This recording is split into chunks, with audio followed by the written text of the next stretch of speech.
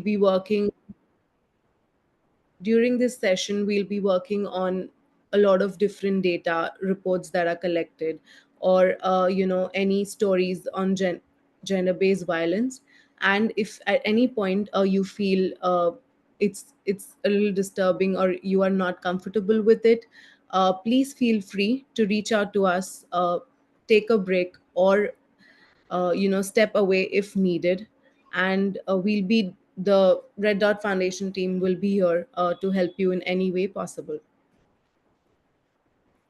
Okay, so last week all of us collected some reports on the Safecity app, and we've collected over 78 reports, and you all of you, you've done a wonderful job. So congratulations on that. Anyone who'd like to share their experiences on collecting the reports, any challenges that you faced, or anything that worked out for you well. In what community did you collect the data, from your college or from university or from your family, friends and colleagues around in your offices?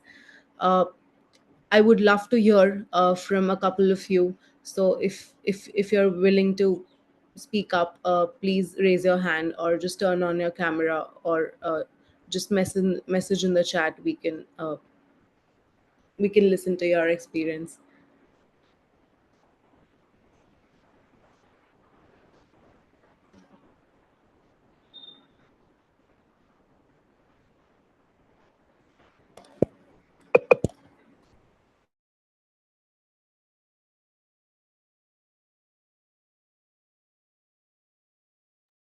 Maybe David from Colombia, David Delgado, you said that you did your best of sharing the QR code and link with your networks, but you're not sure if you got some reports. Do you want to talk about how did that go for you?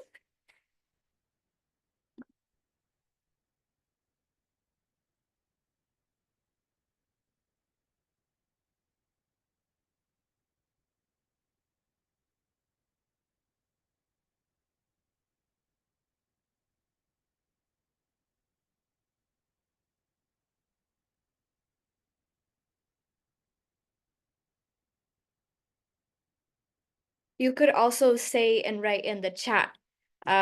So we have Holly, Isabella, Scarlett, Amy, Joy Veen, Paris. Yeah, how did the experience of collecting those reports go for you? Remember that this is a safe space.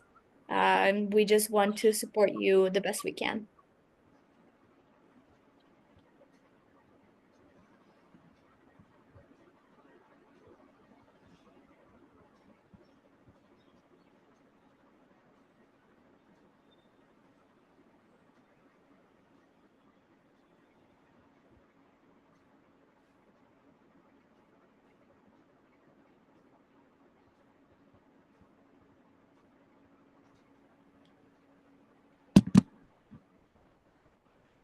Okay, so a lot of people are typing into the chat. So Shreya, I will read some of those out loud. Um, so Danielle said, I shared with my close friends who all study in London. Most all of them told me that they experience being groped on the tube or a bus after a night out, which is really interesting. And we're gonna see some of those data insights right after, but it's interesting to see that maybe there is a pattern of what's happening in the tube or bus stop after clubbing. Uh, Yashashri, I'm not sure if I'm pronouncing your name correctly, said it was not really easy for me personally to collect the data. I would love to understand a little bit better of what was not easy. Was it really approaching the topic, or was it about, getting people to share with you? Joy Veens, hi, welcome. We're talking about our wins and challenges and how was it for you to collect reports. So please feel free to share with us. Um, Scarlett says, I managed to share it all with my network, but it's hard keeping track of how many people used my code to report through the link. That's true. And we can take a look at that. And I can also send you that information on WhatsApp individually. Not many people wanted, Isabella said, not many people wanted to talk about their experiences, which is very understandable. Yes. I think it's very much about how do we approach it. And I think Dr. Andrea Adams talked about this in the session of how do you approach people, and not many people do want to talk about it, and that's why Safecity exists, to be that avenue for people who want to share their experiences. But yes, that's very understandable, Isabella. Maya said, I had a similar experience to David. I shared to my network, but I am unsure how many reports I got. However, many people were interested or supported what I was doing, which I think it's really interesting if you think about it. A lot of people do support and want to help you out, and say, "Hey, you're doing a great job." Because I think we got to a point, and I would love to hear from more people about this as well. Is we got to a point where a lot of people do understand the importance of mapping sexual violence, but when it comes to sharing their stories, then there is a difficulty there in getting people to share. So I think that's an interesting paradox. Paras said it went quite well. I think one obstacle that was that some people didn't feel comfortable doing it, which is completely fair enough, but they supported the cause. Again, same thing, they weren't really comfortable, which again, super understandable. I think it's about how do we also approach it, but completely fair. But they supported. Holly said, I think the data collection was well. I'm not sure if I managed to get 15, but I did around 10. Some people felt uncomfortable with reporting their experience as it is an uncomfortable topic. Absolutely. Uh, yeah, Shashri said, college students aren't that comfortable in sharing their experiences on a platform due to concerns of privacy. And super understandable. And if you need resources to help them understand that Safe City is completely anonymous, please reach out. David said, I'm a bit shy, and I want to say that's really difficult. I just started to share with some close friends and just got like a sticker or a reaction. Uh, but no one asked me of making the report. Maybe they can, I don't know. I also share in my WhatsApp group, but I'm not sure if I collect some. I'm going to share right now in my Instagram. I'm a bit of worried of I think that's completely understandable, David. I think it's about how do you, again, posing yourself as that person to be the avenue of people to reaching out to you. That's super understandable, and I myself am a bit shy. But I think when you start seeing the support that some other people also share that they got, I think you start feeling more comfortable. So please let us know if you need support in that as well. And I'm sure that your Instagram post will go really well. Um, Also, the site was down. So, Joyvin, please tell me more about that. I just want to make sure that everything was working for everyone. Let me know what happened. I think people were also scared that I would come back to them, especially putting the location on. Okay. One thing that you could say is tell them that if it is, depending on the type of report that they're doing. So if we're collecting information on domestic violence, for example, the information will have a 3 kilometers radius. So that does not identify a people's home, for example. And I know it, as you said, it is counterproductive because our whole point is removing the focus from the survivor to the location, and that's why we need a little bit of the location, but it's interesting to know that people were scared that we would come back to them because of the location. It was a bit challenging to get people to share, especially university students, as many were unfamiliar and skeptical with Safe City. Makes a lot of sense. I think it's all very much about, getting it started and making it a safe space for you to share. And it's super understandable that a new platform might be might cause skepticism. So we'll go through the data in a little bit, and hopefully that will motivate you a little bit more to continue with the data collection. And I'm sure that we can think of some strategies to make talking about Safe City more comfortable to you and also to the people that you're talking to. So yeah, I will go give the word back to you, Shreya.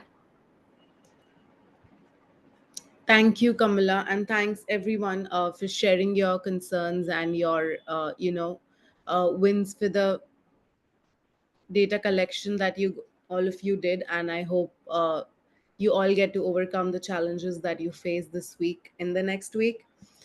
Moving on, let's have the roadmap for our sessions. So last week, as you know, we welcomed everyone and we did start with the data collection. Today we're going to learn more about the data analysis, and what questions can you ask, and how do you view a dashboard. If you're pretty new to the data analysis as a subject, I'm hoping you get a fair idea of how to go about that with our session today. Then next week we'll try to bring up solutions from the issues that we see in our data analysis from the reports we've collected. And then in the final week we move on to the presentations, where we expect all of you to have some really nice solutions for us on what insights you got out of your data. Moving on, so we have a very special data analysis masterclass today from our very own tech and product manager, Camilla. You all definitely know her. She's been really active with all of you. A little bit about Camilla before we move on to the presentation. So she leads a team of data analysts, developers, and QA professionals to analyze Safe Cities crowdsourced data on sexual harassment and gender based violence. Her role focuses on turning this data into actionable insights for various stakeholders, including government officials and other community leaders, to foster safer public spaces and drive systematic change. She's led the design and the development of Safe Cities chatbot, Vera, which provides users with valuable resources and support. She runs workshops and training sessions to increase awareness and expand the impact of Safe Cities mission. She holds a global studies degree with a minor in gender studies, international relations, and entrepreneurship from Long Island University. Now, without any further ado, you can move on to a very exciting data analysis principles session from Camilla. Over to you, Camilla. Thank you, Shreya. So as Shreya said, I think you all have seen my face and heard my voice before. So today I'll be talking to you a little bit more about the principles of data analysis and how do we conduct data analysis, with a focus of ending gender-based violence or for any social cause, which might be a little bit different than what traditional data analysis looks like for a company, for example. So I hope this is all very exciting to you. I'm for sure really excited. I want the session to be very interactive, is one of the feedbacks that we got from you guys was that you wanted it to be more interactive. So please feel free to unmute, type in the chat what you're feeling, type in the chat your answers. We'll do some exercises together, and then moving on, we'll do some more exercises. So if at any point you have any questions, please feel free to put them in the chat, and then I'll answer them at the end. So, when we talk about the principles of data analysis to work with sensitive data, which is what we work with as Safe City, we have to remind of a few principles to ensure that our analysis does not harm anyone. A lot of the things that I heard in the chat about the data collection process was that It might have felt a bit uncomfortable to go ahead and talk about the issue because you were afraid of harming someone, right? And re-traumatizing the survivor, which is something that Paras also mentioned in the chat in a little bit while ago. So we don't want to re-traumatize anyone, and we also don't want that our analysis harm anyone.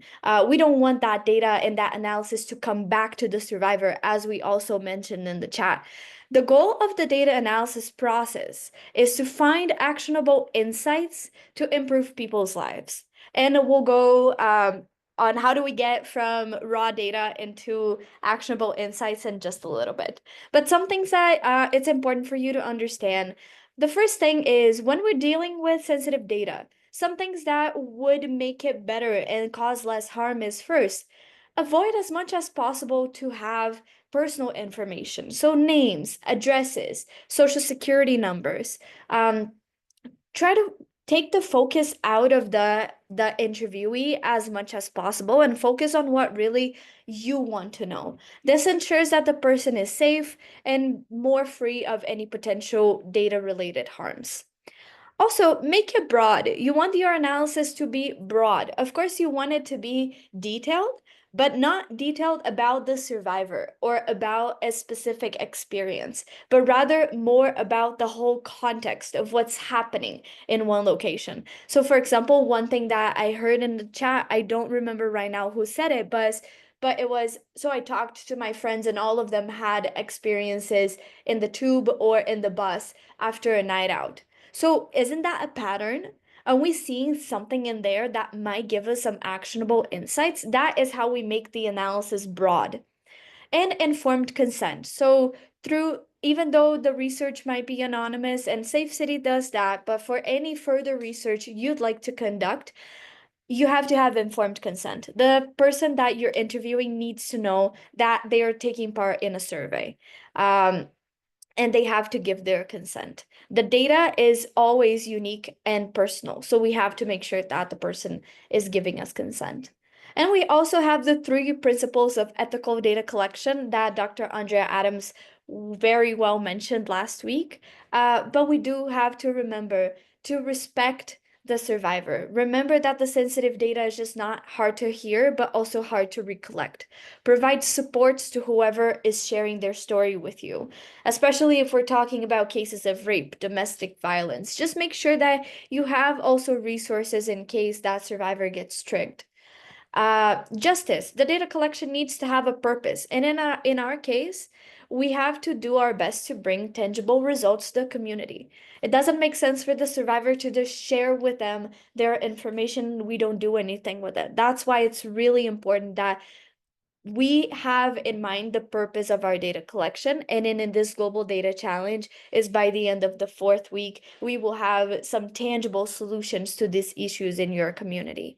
And beneficence, it is our role to ensure that the data collection and analysis process does not re-traumatize or harm the survivor. This is more of a, we need to make sure that the data collection process is a space to feel free to share and to feel safe rather than re-traumatizing. But what is data analysis anyways? So I always like to think that data analysts, and when we're working with data, we're kind of detectives. And that's why I brought in a quote from Sherlock Holmes. So, data analysis is the practice of working with data to generate useful information, which can then be used to make informed decisions. And Sherlock Holmes says that it is a capital mistake to theorize before one has data. Insensibly, one person begins to twist the facts to suit theories instead of theories to suit facts. So I would love for all of us to just put our Sherlock Holmes and detective hats for a moment and dive into the data analysis principles. So we have some steps when it comes to data analysis. The first thing is, what questions do you want to answer? So before looking at any numbers, before we look at the data dashboards, you have to decide what are some aspects that you want to know about the data. Like Sherlock Holmes, like what type of mysteries are we trying to solve? So please feel free to unmute, put in the chat. So after you've gone through this data collection process, what are some questions that you want to know from the data that was collected? What would be some interesting things that you want to know? So I'll just open the chat and let you guys answer. Or you can unmute. I would love to hear your voices.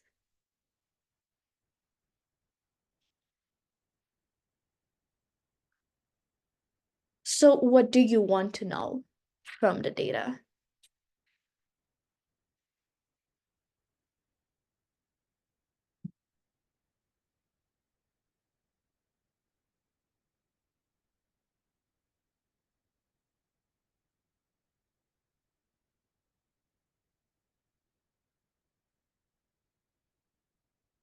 The most, so Scarlett says the most common places and times that sexual violence occurs.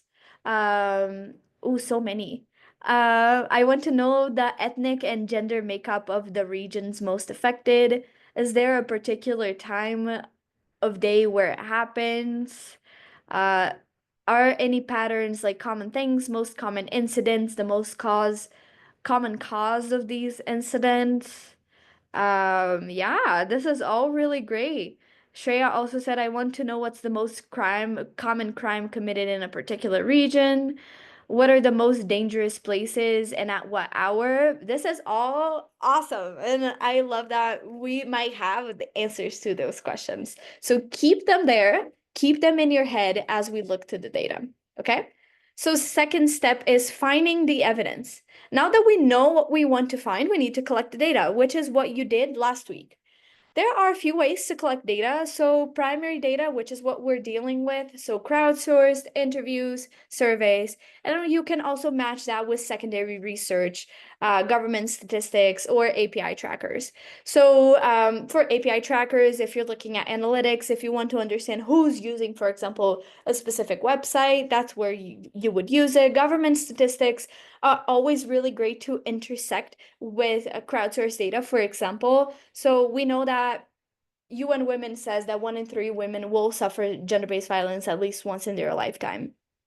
So if we can interconnect that with our data, that might be an interesting research.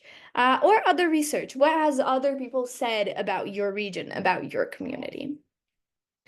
The third step is to clean the data. And if there are any other data analysts, are there any other data analysts here in this challenge? So you can give me a thumbs up or a reaction.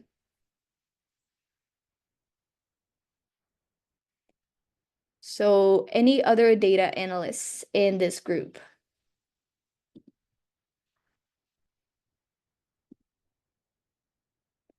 Shreya is a data analyst. Scarlett says, I'm on a placement of doing data analysis currently.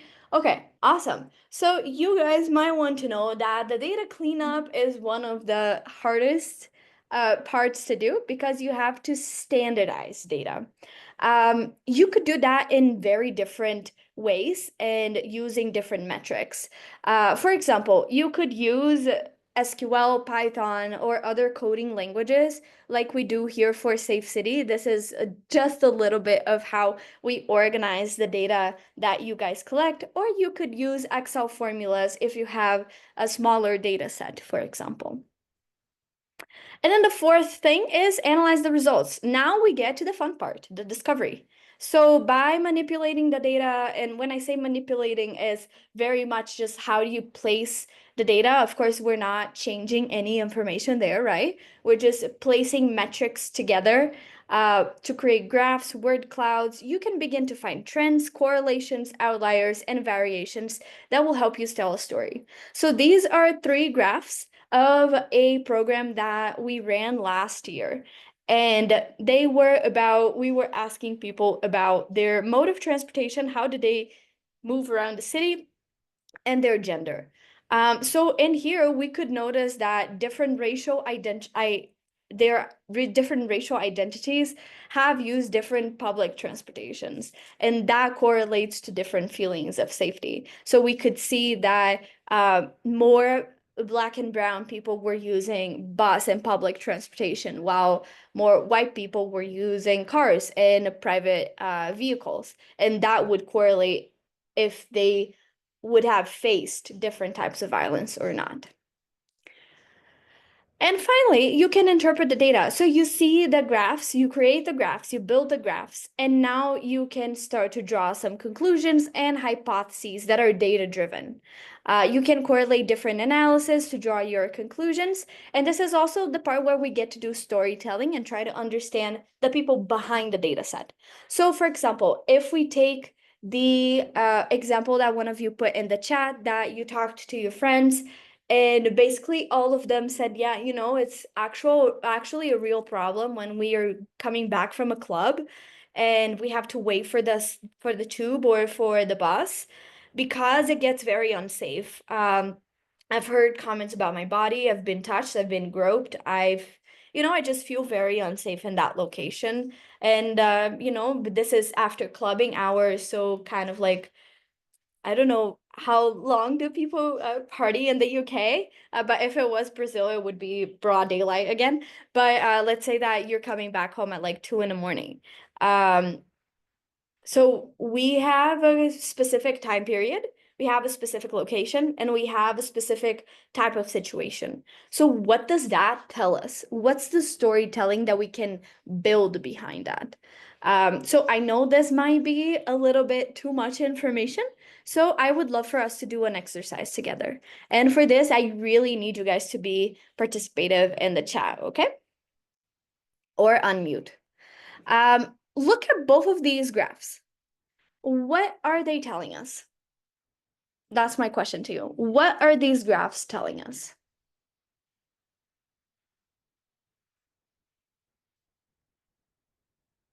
David got his phone to text to put something in the chat. I love that.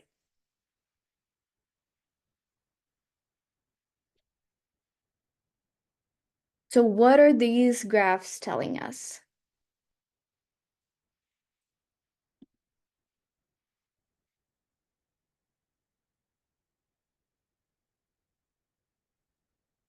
Incidents generally increase in the afternoon and evening, yes. Inappropriate gestures get worse around the late afternoon and evenings, yes. What else? 6 p.m. is the most probable hour of an incident. There is an increase after work evenings. Ooh, that's an interesting insight. Maybe this is because of the commuting home rush hour. Very interesting insight, Maya. Staring is more common. Yes. What else? Is this because, ooh, Amy, I love that question. Is this because there are more people around this time? Maybe. We don't know yet, but that is a really good hypothesis. What else? It's mainly young people experiencing this, yes. There's a spike in reported incidents around 5 p.m. to 11 p.m., as well as it happens more or is more reported in the ages of 18 to 25. Yes, and I love how you said it happens or it's more reported in the ages of 18 to 25, because that's very important to remember that the data set is our whole universe right now, but we cannot assume that other populations are not suffering this because they're not represented in this graph. So thank you for using that language. Amy said you would assume otherwise, that around 2 a.m. is more likely drunkenness, etc. Interesting. The insights are most combined and rarely single incidents happen. Very good, Anna. Very good. Okay, awesome. I think you guys got the gist of it. So maybe you saw, and as you see, as you said in the chat, we have different peak times, such as 12 p.m., 5 p.m., and 7 p.m. And that the group that's mostly affected are the 18 to 25-year-olds, as you said in the chat. But did you see that for 26 to 30-year-olds and 31 to 35-year-olds, the peak of reporting is actually at 6 p.m.? And in the second graph, did you notice that all of the peaks at the same at 5 p.m. and 8 a.m., irregardless of the type of violence. So give me a thumbs up. Did you notice these things? Or did you not notice these things?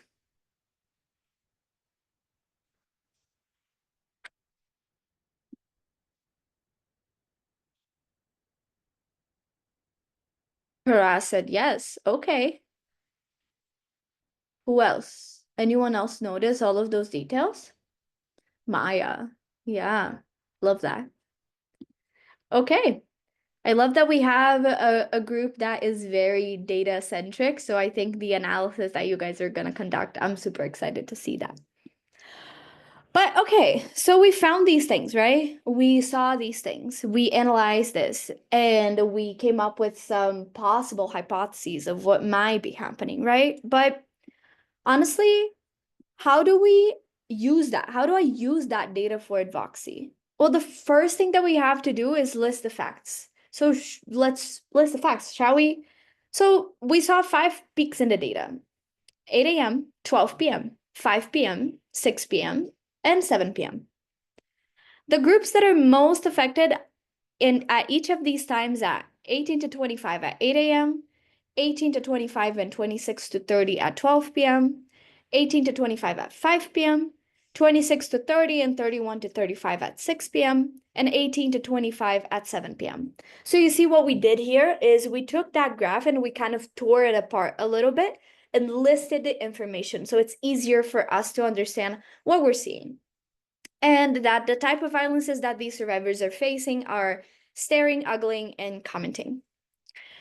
But how do we make advocacy with that information? So the key really is actionable insights, right? So we have all of this information, but what is that telling us? Which is what some of you already put in the chat.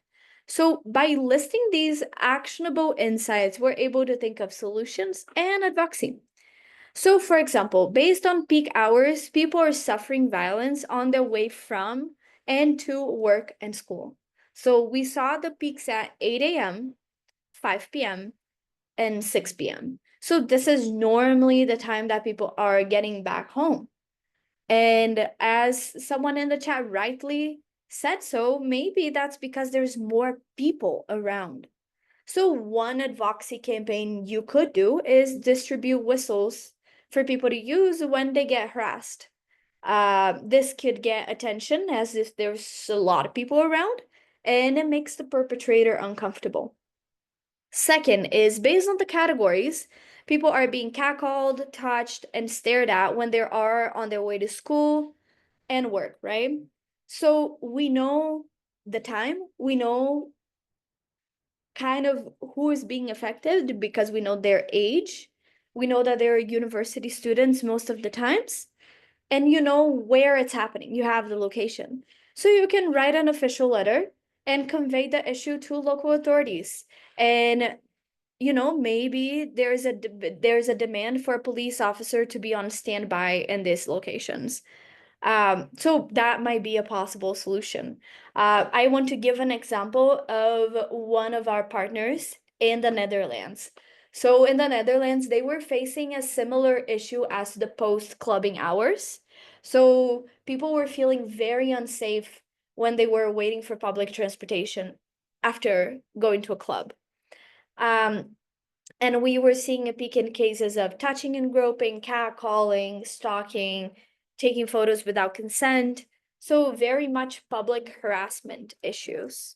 And we asked them to go into the location because it was all in the center of The Hague, in the town center. And then we asked them, okay, so what's happening in that area? So they went there at the peak time, which was at 2 a.m. And they noticed that it's just really dark. And the amount of times that the buses go by, they are less than at earlier times because people are just, there's just not a lot of people around. There's no that much demand. And then the thing is, there are police rounds, but the police was driving super fast. So if someone was facing a harassment issue, they couldn't even talk to the police because the police would just fly by. So they went into the municipality with a letter and asked, the actionable insight was, can you please ask police officers to drive a little slower? Because if there's an issue happening in that location, the survivor can actually call out for the police.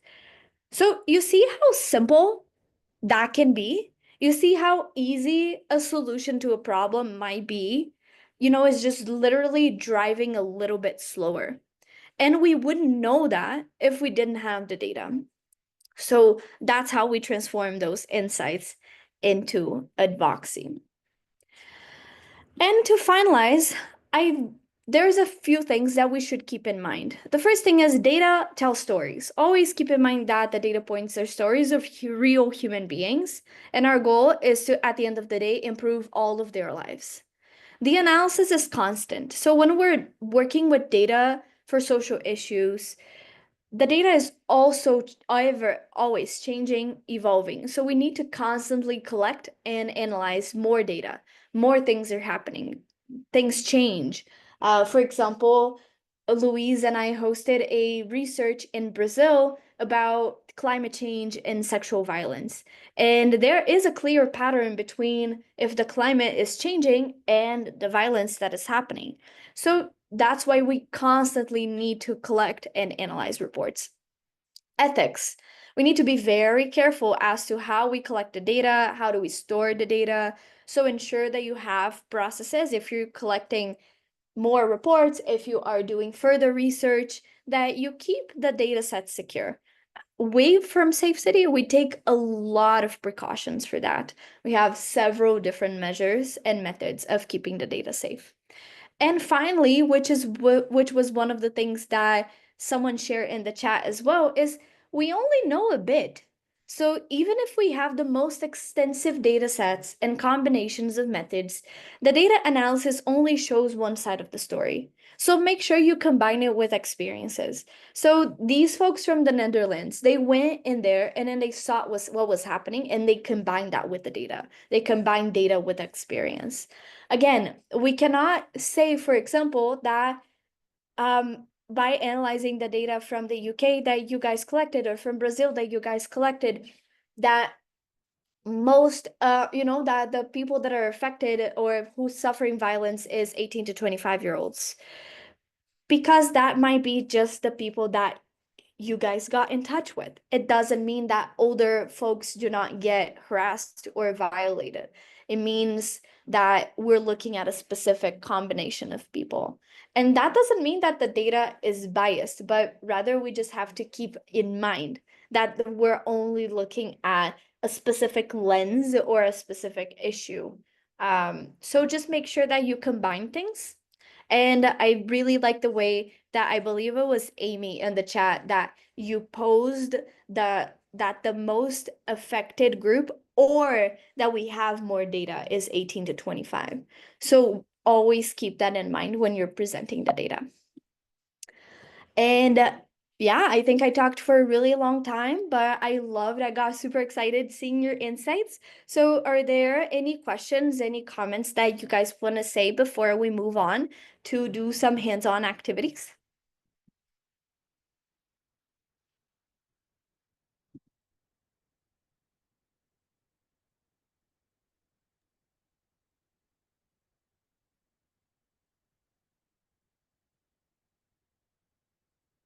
Yes, Sorry. Danielle? Yeah. Yes, yes, Daniele.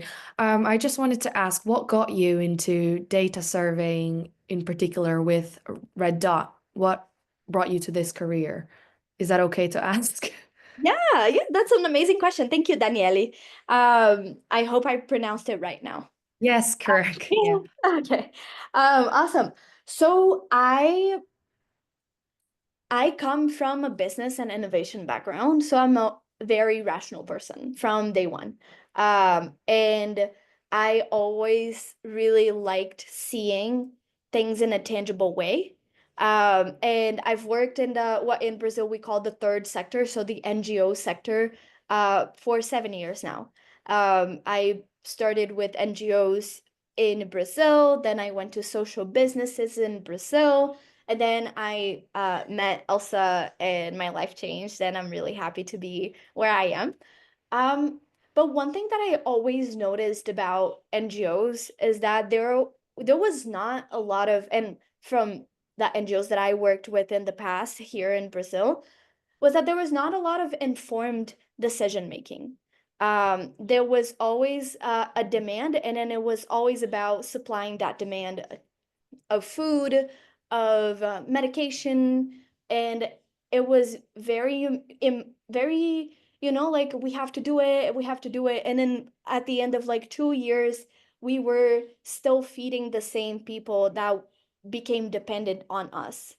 And that for me was when it clicked that, if you have a social cause, if you have an NGO, um, if you work in that segment, you have to be very data centric so you don't make people dependent on you. Because for me, that's a really big issue. There is this thing called the Maslow pyramid, where we talk about the needs of a person. So, a person cannot really think about um, if their health if they don't have food or shelter. But then they cannot think about work if they don't have, and then if you feed them and if you give them medicine, um, then they can think about shelter. And then after you give them home, then they can think about work. So it's really, but then I didn't see that happening in actuality. I saw a lot of people getting dependent and not a lot of action that was data driven happening. So I combined that with my business background, and that rational thinking. And then when I met Elsa and I met Safe City, it all clicked for me. This is how we're taking insights from the community. Like these are people on the ground telling us what's happening with them in a structured way, in a way that we can analyze and we can make actual impact in their lives. So that's how I got here. That's how I got to work with the data, and I love it because I'm a very big picture person. So I love seeing, how do we go from the data analysis, the data collection to the solutions.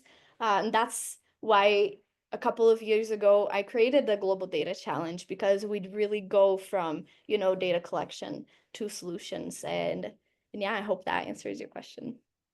Yeah, thank you so much. Yeah. Any other questions? If not, I'm gonna go back to Shreya because I know I went a little bit over time, and we have an exercise to do. Thank you so much, Camilla, for all the information that you shared, for all the do's and don'ts of data collection, and some leads and some ideas for them to, work on their data analysis. So, moving on, we have some really exciting exercise coming up for all of you. So, we're going to divide all of us in small breakout rooms, and we'll have like a small session of introduction and getting to know each other. Then we have a small form for all of you to fill. So the form links will be shared in the chat, and you can select a form that says that mentions your group number, and you just have to fill in as a group what challenges did you face in the previous week for collecting reports, and something that really worked out for you, your wins, the positives. Then we have a very amazing dashboard for all of you to brainstorm and analyze the data and use some questions that we share with you as leads, as a direction to get that data analysis done. Also, for all of you who have some amazing leadership qualities, or you want to experience that, each group needs to have one leader or a spokesperson for when we step out of the group, to share your experiences on the behalf group's experiences on their behalf. So make sure you do that as well. So yes, let me let's all, I'd ask Camilla to please put us all into the breakout rooms. Yeah. All rooms are Thanks open. so much for sharing. Yeah. Yeah, all rooms are open. Louise has shared in the chat the wins and challenges document, and I'll also ask Louise to also post the link to the um, dashboard as well. So all you have to do is just go into the room. If you are on your phone, just swipe to the left, and then you will be able to see the message to join the room. We have about 20 minutes, so please feel free to join and enjoy the session.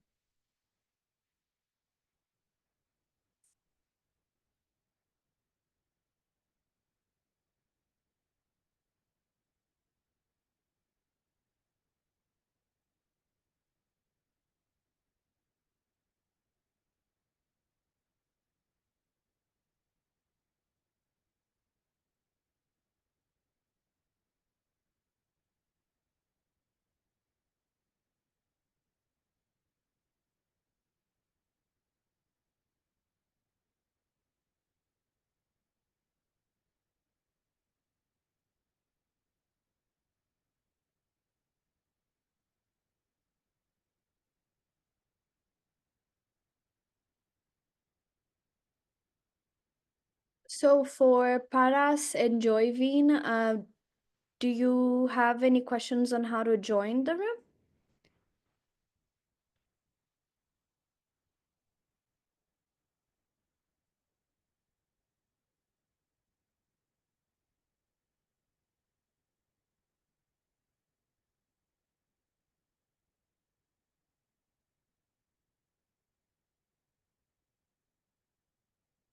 It's not letting you. Okay, let me uh move you and then move you back into your room. See if you got the request now to join. Yeah.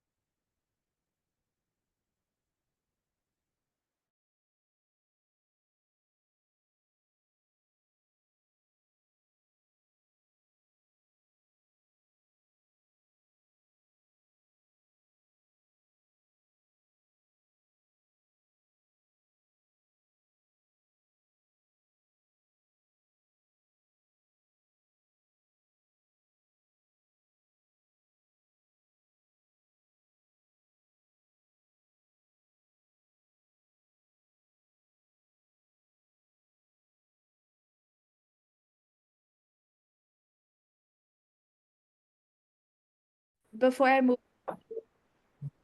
Thank you. Before I move on to Shreya and give the word to Shreya, might I just have like a reaction in the chat? Like if you could put in one emoji, how did that breakout session go?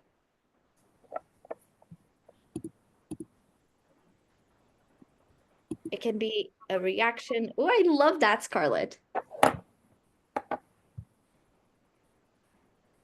I am a huge fan of the star emoji. I love that one. Okay. So, Shreya, I will give the word to you to do reflection. Okay. So I hope all of you have your leaders to represent you as a group all set to share it with the main group of one major challenge that your group identified, one significant win, one significant positive that all of you as a group in common could figure out, and a couple of insights on the dashboard we all just saw and had did some analysis. Let's start with group one. Who's going to represent group one? I don't mind doing it. So, we Hi, said, hi, we said for the challenges that it was quite difficult to get the full amount of reports that we needed, so getting like 15 each. But we did all manage to get some. And like we said earlier, sometimes it was challenging to get enough reports because people felt too uncomfortable to share their experiences.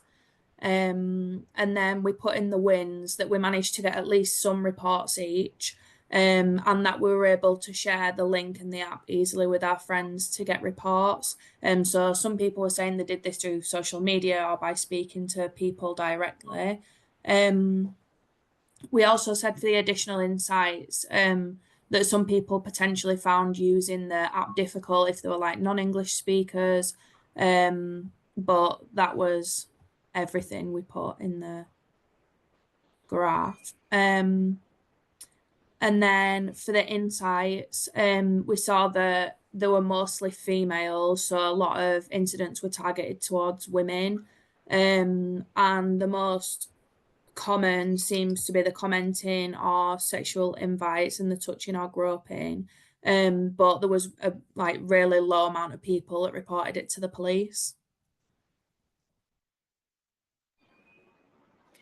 That's those are some interesting observations, Holly. That's really nice for all of you to uh, but keep going. There are so many other possibilities we could figure out from so many different problem statements we could answer from the data that we have. Mhm. Thank you, Holly. Thank you. Yeah, thank May you I for. just also add, Shreya, in the so thank you, Holly, for being the spokesperson and talking to us about that. I think we can also do maybe some brainstorming later in the WhatsApp group chat on how do we kind of break the barrier of the feeling of being uncomfortable and how do we make people feel more comfortable. So one of the strategies that we have seen working in the past was maybe changing the language of how do we talk to people. So in many places we noticed that using the language of gender-based violence kind of is very scary, and people tend to move away when you start asking gender-based violence questions. Um, so we started to also go based on like what type of in the first thing that we talked about was what type of questions do you want to answers. So one thing that Louise and I did in Brazil that was quite successful was that we asked people based on what they might have experienced. So have you heard uncomfortable comments in public transportation? If you have, do you mind sharing those with me? Or do you want to put that here? So that's one way of maybe approaching it. Another way that we talked about was what Andrea mentioned in the last session is instead of directing towards a person of saying, have you faced this? We also talked about, do you know someone who has underwent this type of experience? Because it's easy to talk about someone else rather than yourself. And then a lot of times people do share for themselves, but while they're talking about an experience as if it was their neighbor or their friend. So that is also another strategy that might be interesting to tackle. Um, Another thing is the Safecity app is available in 15 languages. So let me know if the language that people were finding difficulty in, they were speaking a different language. Let me know in the WhatsApp group chat also or in the chat what language were their native speakers of, because that's something that we might want to add in the app later.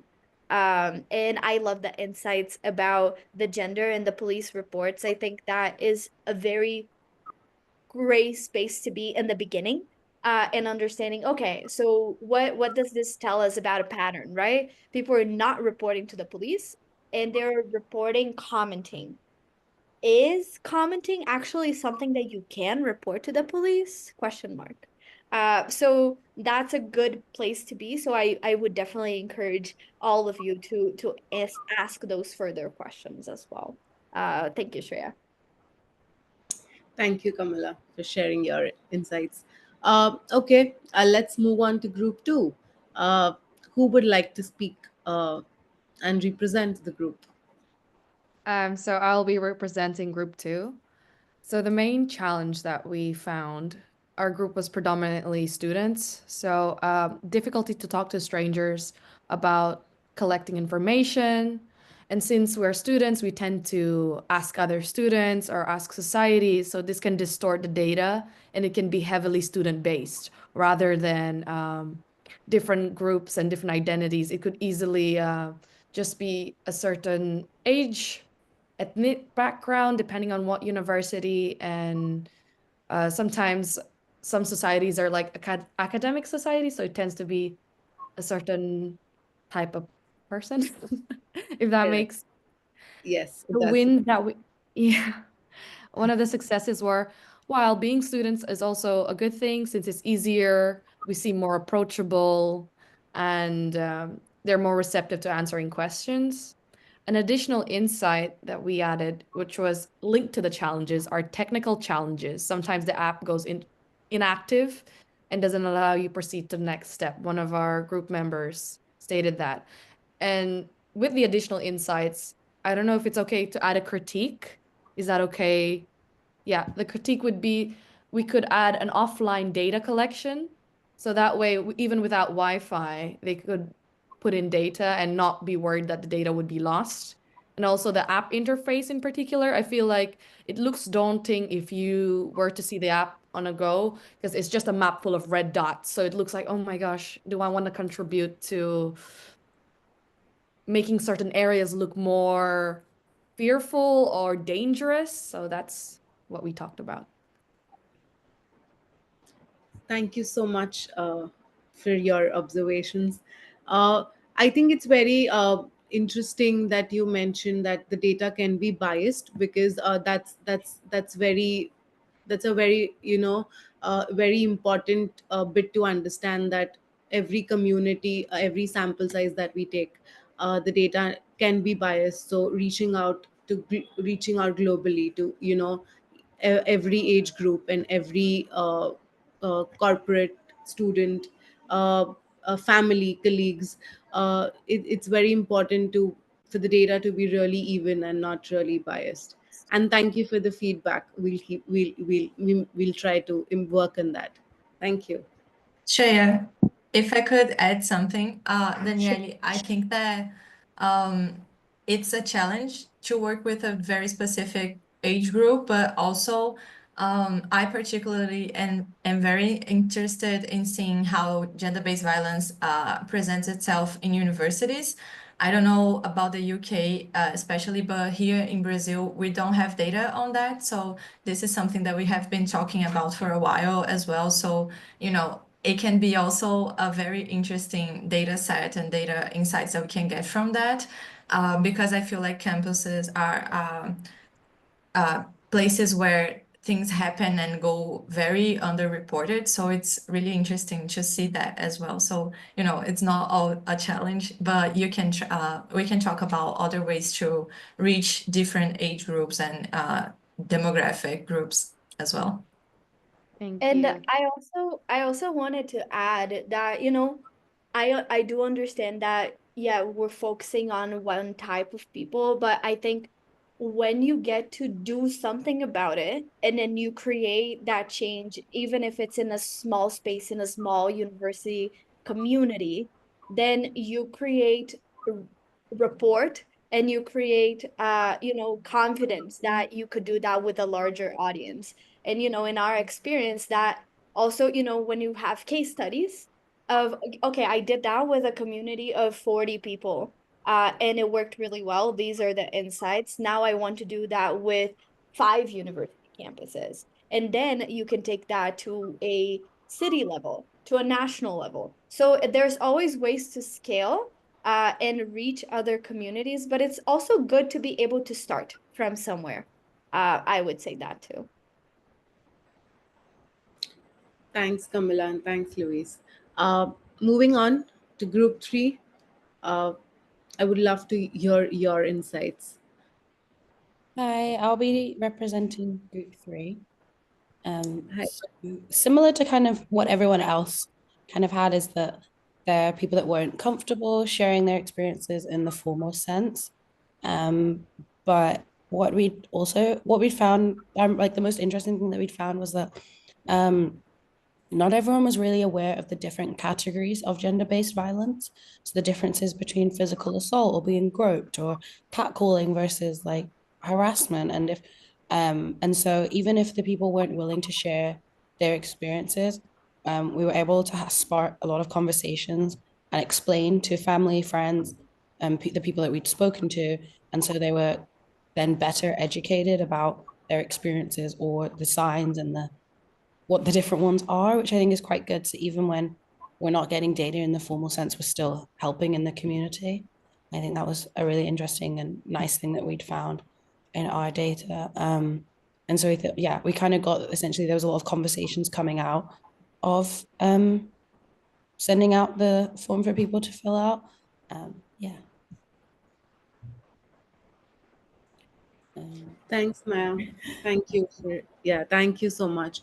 And I believe, yes, it's very, I think the first step is educating and raising awareness about what possibly comes under gender-based violence, what possibly comes under people are not really aware of the fact that this is something like, as we were speaking about, like somebody commenting on your sexuality, or somebody just whistling or Yeah. catcalling you.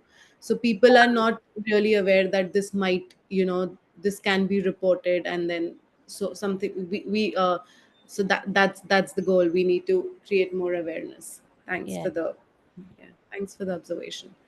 uh, Moving on to our last group, group four. Would love to hear from you as well.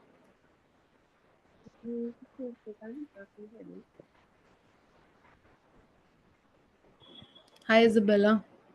Hi, can you hear me okay? uh, Your voice is very low. Can you speak up a little bit? I'm closer to the mic, is that better? Yeah, I don't. Mm, It's very low. I can try share, I'll shout, is that better? That's better. Yes. But, so we had some similar experiences, like the challenges of like fear of being identified. I guess it kind of ties into like just a general taboo around sexual violence, like people don't feel ashamed of trying to come forward. And another thing is like there are like a lot of different victims across several demographics, so like almost everyone was affected, no matter your age, race, etc. Um, wins, like we had a few people that didn't report any violence, which was also great. And it was kind of good to identify common patterns, like maybe a certain street or a certain time of day. Um, Also, some of the problems are actively being solved. Because, for example, I talked to one girl who was working with the police to get more of them in a certain area. So they are working on something. There are like maybe a few insights. Maybe like location, it's usually in like a smaller or secluded area. And also, it's interesting to see like how different people responded emotionally. Because I think some people haven't really, like taken what this happens to them seriously as probably like a trauma response. So like some were kind of nonchalant, others were more serious, some were jokey. It's just yeah how different people process what happened to them. So yeah, but yeah.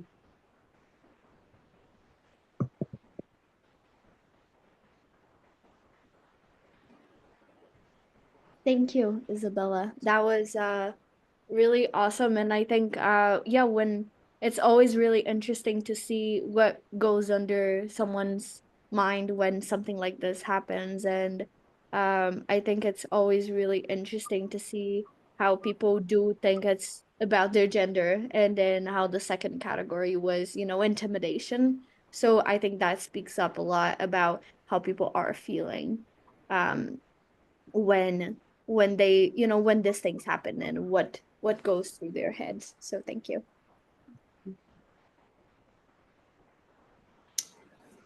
Uh, Thank you, everyone, for participating in the activity. Quickly, I know we're running a little late, and I wouldn't want to take up a lot of your time. Just quickly, let's go through something that we need to do for the next session, so that we can all have an amazing discussion and solutions ideas coming up.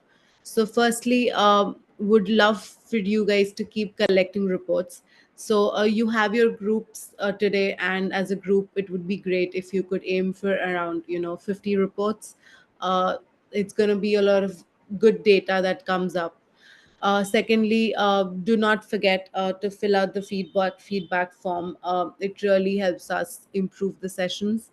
And third, as a group, it would be great if you could get together and conduct some analysis, or build on some issues that we discussed about, like research in some issues. You can connect to your groups on WhatsApp. And do not worry, like the previous time, there's going to be an email that's going to be sent with all the details. And we're also going to share some leads, some direction that you can get for the data analysis, or some discussions or solutions that you guys need to find. So anybody has any questions one final time?